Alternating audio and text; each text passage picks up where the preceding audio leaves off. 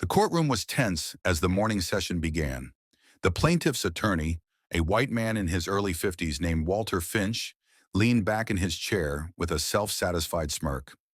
Across from him stood Elijah Mwangi, a black man in his mid-30s, dressed impeccably in a navy blue suit and speaking with a gentle, measured tone that some had unfortunately misjudged as a foreign accent. Walter had already made a snide remark during the opening statements.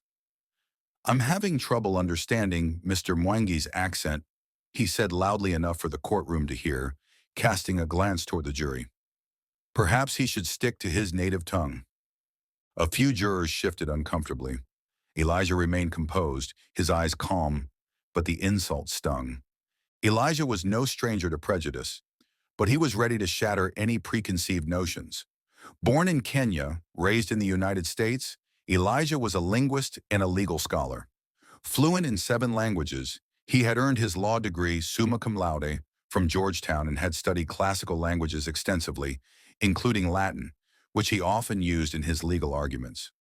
When it was his turn to speak, Elijah rose slowly, adjusted his tie, and addressed the court in perfectly clear English. "Your Honor, members of the jury," he began, his voice steady and commanding, "language is a vessel of culture, not a measure of intellect." Then, shifting smoothly, he recited a key legal principle in Latin: Fiat justitia ruat caelum. Let justice be done, though the heavens fall. A murmur ran through the courtroom. Walter Finch looked visibly unsettled. Elijah continued, citing legal precedents in English before punctuating his points with precise Latin phrases, demonstrating his deep grasp of the law. As the trial unfolded, Elijah's mastery became undeniable. He cross-examined witnesses with surgical precision, deftly translated complex documents from French and Swahili, and made arguments grounded not only in law but in historical context. Walter's earlier condescension transformed into visible frustration. During a tense moment in cross-examination, he challenged Elijah's credentials. "Mr. Mwangi, with all due respect, your accent makes it difficult to follow your argument. Are you sure you're qualified to represent these clients?" Elijah's eyes narrowed, but he answered calmly, "Mr. Finch, I am fluent in 7 languages, including Latin, French, Swahili, German, and Arabic.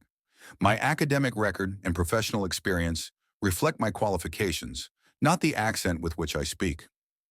The judge nodded approvingly, and some jurors glanced toward Walter with quiet disapproval. When the trial concluded, the jury deliberated for less than a day before returning a unanimous verdict in Elijah's favor. Outside the courthouse, reporters swarmed Elijah. "How did you maintain your composure despite the ridicule?"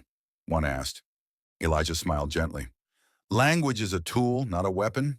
When we dismiss someone's voice because it sounds different, we lose the richness of their perspective.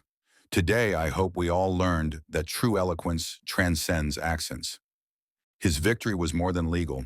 It was a profound statement against bias. Walter Finch was last seen leaving the courthouse with his usual smirk, replaced by a quiet, reflective expression.